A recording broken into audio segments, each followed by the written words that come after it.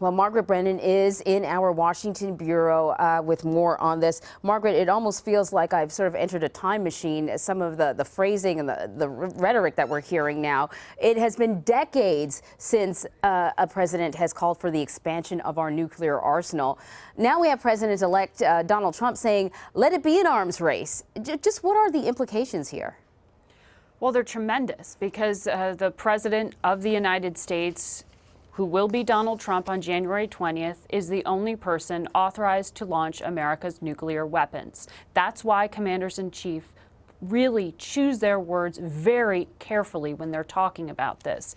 So what's significant about this tweet, and as you repeated for us, those comments apparently made to another network, is that this is the first articulation of any kind of nuclear policy we've heard from Donald Trump since his election. So while his aides are explaining that what he really meant was about stopping nuclear proliferation and modernizing our nuclear arsenal, something President Obama has also talked about and is doing, that's not what Donald Trump said himself.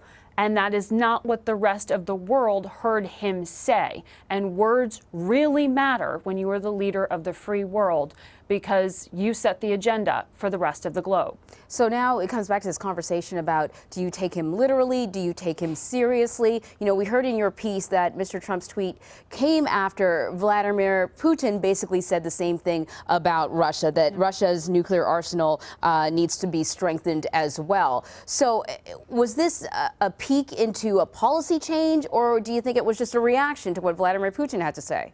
It's really hard to know because we haven't heard from the president-elect himself beyond those very cryptic, very short descriptions of his view of nuclear policy. We do know what his aides are saying, but their language doesn't match up. If what his aides are saying, that this is truly about stopping nuclear proliferation, that this is about modernizing our nuclear arsenal, not expanding it, then that is in line with President Obama's existing strategy. And what he has said is a goal to really get rid of loose nukes. You have countries like Pakistan who are continuing to expand their nuclear arsenal.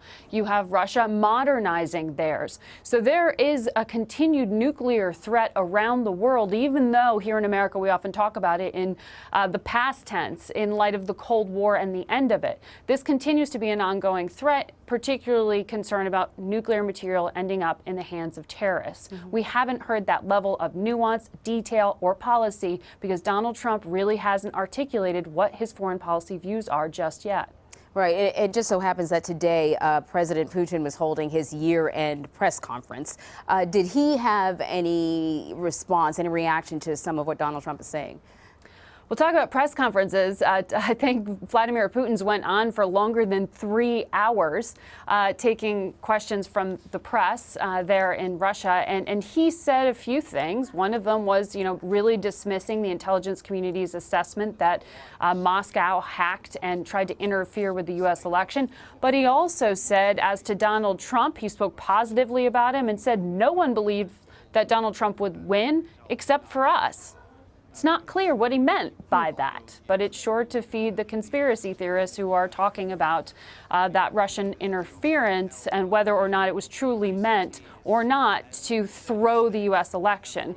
What U.S. intelligence has said, it was certainly meant to interfere and perhaps also to tip the scales towards a candidate they liked more than Hillary Clinton, who was very belligerent and aggressive in the view of Vladimir Putin in pushing back against some of his policies she viewed as threats to U.S. national security. Boy, oh boy, certainly knows how to drop just enough to stir the pot.